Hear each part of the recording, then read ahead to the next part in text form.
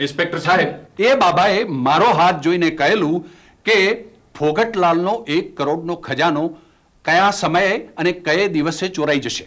તમારો હાથ જોઈને મારો ખજાનો ક્યારે ચોરાઈ જશે એ તમને કહું તો? જી હા. નોનસેન્સ. હવે મારે આ બાબાને શોધવો ક્યાં આગળ? એ બાબો તમને ફોગટલાલ ફોફલિયા શોધી આપશે. ફોફો. હા, કારણ કે એ બંને નાનપણમાં લખોટીઓ રમતા હતા. ફોફો? ફોફો? આ તમે ફોફો કહો છો તો ફોફો કોણ છે? ફોકટલાલ ફોફલિયા સાહેબ, હું એનું short form FOFO. ફોકટલાલ ફોફલિયા FOFO? Oh. બરાબર છે સાહેબ, અમે લોકો લખોટીઓ રમતા હતા, પણ અત્યારે હું એને હિમાલયમાં ક્યાં શોધવા જઈશ સાહેબ? તમને જો ખબર ના હોય તો એનું એડ્રેસ હું તમને આપીશ. समझे सोमन कागड़ो पण चालू हंसन चाल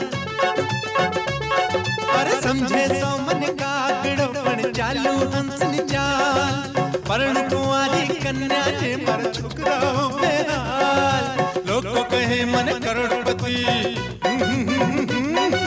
लोगो कहे मन करोड़पति पर हूँ तो फोकटलाल पर हूँ तो फोकटलाल हूँ करोड़पति फोकटलाल हूँ करोड़पति फोकटलाल हूँ करोड़पति फोकटलाल.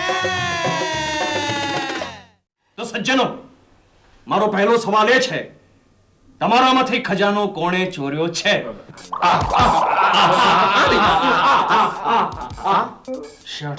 આ માણસ મારી સામે શું કામ આંગળી ચીંધી રહ્યો છે? પોલીસની સામે આંગળી ચીંધે છે આ માણસ? આંગળી કાપી નાખીશ. ચલો જણાવો, કોણે ખજાનો ચોર્યો છે? દુધવાળા સાહેબ, આઈ મીન ઇન્સ્પેક્ટર સાહેબ, હું તો ખાનદાની સજ્જન માણસ છું. સાહેબ, મારા તો બાપા પણ ખાનદાની હતા હો. મારે તો દાઢી જ નથી, પછી એમાં તણખલું ક્યાંથી હોય? અને હું તો ડાંડા કુળનો સાવ નવો જ વાંઢો છું, કઈ મસ્કરી નથી. એટલે કે સાહેબ 3 in 1, ચોર ડાકુ ને પાછો બદમાશ. Silence, silence, silence. તો સજ્જનો, ગુનેગારો, સજ્જનો, સજ્જનો, સજ્જનો, મને એ જણાવો, સાંભળજો સજ્જનો, મને એ જણાવો, ક્યાં વાત છે? તમારામાંથી જે કોઈએ પણ ખજાનો ચોર્યો હોય તે એક ડગલું આગળ આવે.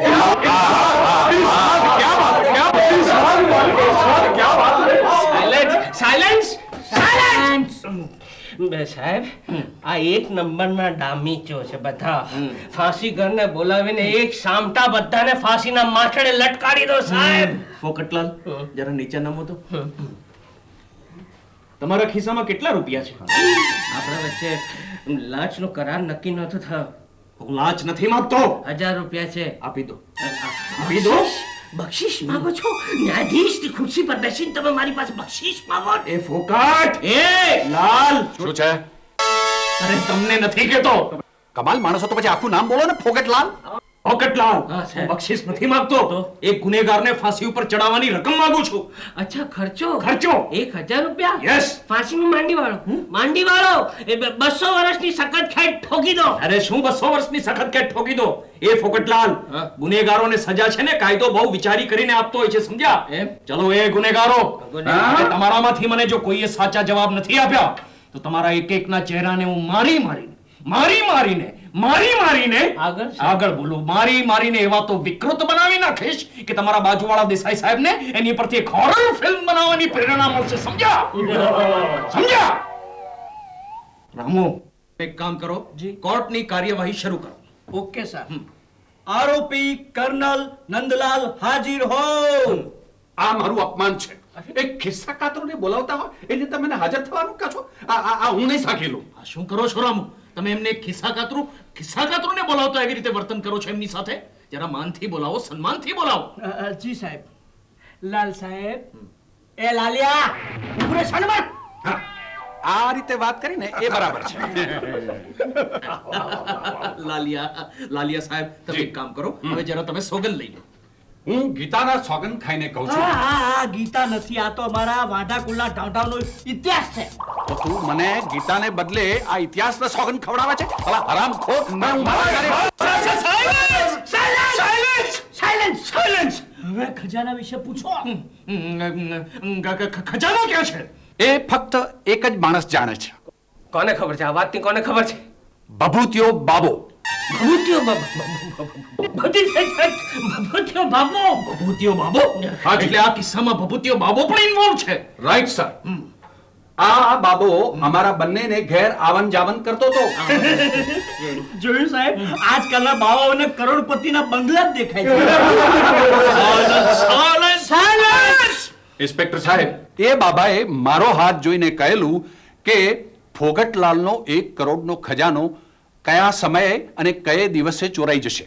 તમારો હાથ જોઈને મારો ખજાનો ક્યારે ચોરાઈ જશે એ તમને કહું તો. જી હા. નોનસેન્સ. હવે મારે આ બાબાને શોધવો ક્યાં આગળ? એ બાબો તમને ફોગટલાલ ફોફલિયા શોધી આપશે. ફોફો. હા, કારણ કે એ બંને નાનપણમાં લખોટીઓ રમતા હતા. ફોફો? ફોફો? આ તમે ફોફો કહો છો તો ફોફો કોણ છે? ફોકટલાલ ફોફલિયા સાહેબ, હું એનું short form FOFO. ફોકટલાલ ફોફલિયા FOFO? Oh. બરાબર છે સાહેબ, અમે લોકો લખોટીઓ રમતા હતા, પણ અત્યારે હું એને હિમાલયમાં ક્યાં શોધવા જઈશ સાહેબ? તમને જો ખબર ના હોય તો એનું એડ્રેસ હું તમને આપીશ. સાહેબ, હવે એડ્રેસની વાત જવા દો, લખોટીઓની વાત જવા દો. બીજો આરોપી બોલાવું? આ તમને યોગ્ય લાગે એમ કરો. આરોપી વિવેક પડકિયા હાજર હો. હું તો હાજર જ છું. વગર ગીતાએ સોગન ખાઓ. હું જે કહીશ એ સત્ય જ કહીશ. સત્ય સિવાય બીજું કંઈ નહીં કહું. એ છોકરા, તારી અટક પડખ્યા છે? નહીં, મૂળે નાણાવટી મારા પિતાશ્રીની અટક છે. અચ્છા, એટલે ખજાનો શોધતા શોધતા મૂળ સાથે કુળ પણ ચડી ગયો કેમ? અરે સાહેબ, જેને 9 લાખો હાર મળે અને બીજા ખજાનાની શું પરવા? Arrest this man, inspector! Arrest this man! એને હમણાં જ કબૂલ કર્યું છે સાહેબ કે એને 9 લાખો હાર ચોરી કર્યો છે. એ છોકરા, આ વાત સાચી છે? એમ માની શકાય. જો પકડી લો સાહેબ. પડખ્યા, મને ખબર નહોતી કે મારા પડખામાં હું એક સાપને ઉછેરી રહ્યો છું. 25 વર્ષની કેદ ઠોકી દો સાહેબ, સખત કેદ ઠોકી દો, અને સાથે દિવસના 100 કોરડા ઠોકી દો સાહેબ, ઠોકી દો. એટલું બધું ના હોય. આ શું ક્યારના ઠોકી દો કરો છો? આ કઈ ખીલો છે કે ઠોકી દો? હે? એ છોકરા, હાર ક્યાં સંતાડ્યો છે? અરે હૈયામાં સાહેબ. હૈયામાં ઠોકી દો સાહેબ, હૈયામાં ઠોકી દો. આ શું ક્યારના ઠોકી દો કર્યા કરો છો? જો હવે એક પણ વખત ઠોકી દો એમ બોલ્યા છો ને તો તમને હું જન્મ ટીપની સજા ઠોકી દઈશ, સમજ્યા? આ સારું છે સાહેબ, આ સારું છે. ડાવીચો મજા કરે ને મારા જેવો નિર્દોષ માણસ આખી વાતમાં ફસાઈ જાય. ઠોકી દો. નોનસેન્સ. એ આ હાર ક્યાં સંતાડ્યો છે? હૈયામાં, એમ ને? તો હવે આ હૈયામાંથી હાર કરવા માટે શું સરકારી હોસ્પિટલમાંથી ડોક્ટરને બોલાવવાનો છે કે પછી સરકારી વૈદ્યને તને જમાલગોટો આપવા માટે બોલાવવાનો છે? નહીં સાહેબ, તમે કંઈક જુદું સમજી રહ્યા છો. હું તો એક બીજા સંદર્ભની વાત કરું છું. સાહેબ, ટૂંકમાં આ માણસ તમને ડોબો કહી રહ્યો સાયલન્સ. ડોબો કહી રહ્યો છે? મને ડોબો કહી રહ્યો છે તું? એમ નહીં સાહેબ, એટલે હું જે કંઈ કહી રહ્યો છું હું સાચું જ કહી રહ્યો છું. સાચું કહી રહ્યો છે એટલે તું મને ડોબો કહી રહ્યો છે, એમ ને? હા. નહીં સાહેબ, એમ નહીં. હું એમ કહેવા માંગુ છું કે હું જરા સાહિત્ય પ્રેમી છું અને આપના જેવા પંડિતની સામે આવા સાહિત્યિક પ્રયોગો કરતા હું ખૂબ ગર્વ અનુભવું છું સાહેબ. આ હૈયાનો હાર, હૃદયનો હાર, આ બધા શબ્દો તો પ્રેમના પ્રતીક છે સાહેબ. હા, હૈયાનો હાર, ગળાનો હાર. વાહ રામુ, તું કઈ સમજ્યો? સાહેબ, બહુ સહેલું છે. ટૂંકમાં આ ડામીચને મારા 9 લાખ હાર જોડે પ્રેમ થઈ ગયો. તદ્દન ખરું સાહેબ. Arrest this man! ઠોકી દો સાહેબ, ઠોકી દો. હું તદ્દન ખરો. એટલે આવી રીતે કોઈની પરવાનગી વગર ચોરી કરતા તને શરમ ના આવી? હું માનું છું સાહેબ કે પરવાનગી વિના આ કાર્ય કરીને મેં વડીલોનું દિલ દુભાવ્યું છે, પણ હું લાચાર હતો સાહેબ. લાચાર હતો? લાચાર. ઓહ, લાચાર હતો. એટલે આવી રીતે લાચારીમાં ચોરી કરવાની? કરી નથી સાહેબ. હા તો લાગણીના ઘોડાપુર આવ્યા અને થઈ ગઈ. નજરની સાથે નજર મળી ગઈ અને વાત બની ગઈ સાહેબ.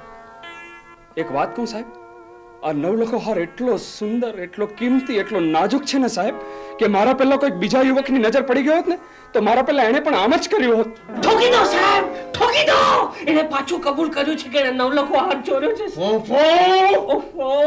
એ છોકરા, બાકીનો ખજાનો ક્યાં છે? સાહેબ એક વાત કહું, આ ફોકટલાલ શેઠના ખજાનામાં એક જ રત્ન તો હતું ચોરી કરવા જેવું. પાછું સાહેબ, પાછું એને કબૂલ કર્યું છે કે એને એક રત્ન અને 9 લાખ હાર ચોરી કર્યો છે. ઠોકી દો સાહેબ, ઠોકી દો. એ છોકરા, એ રત્નને 9 લાખ હાર અમારી સામે હાજર કર. અવશ્ય સાહેબ. લક્ષ્મી ફોકટલાલ ફોફલિયા હાજર હો.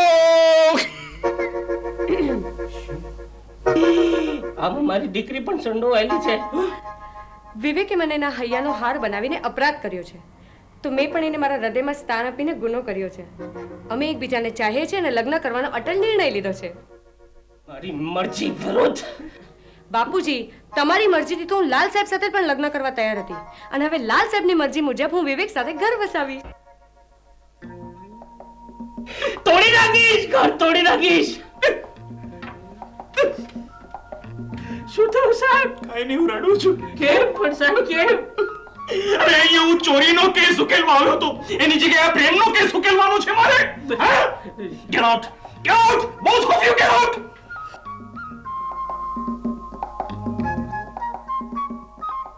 કરોડપતિ પોકેટ લાલ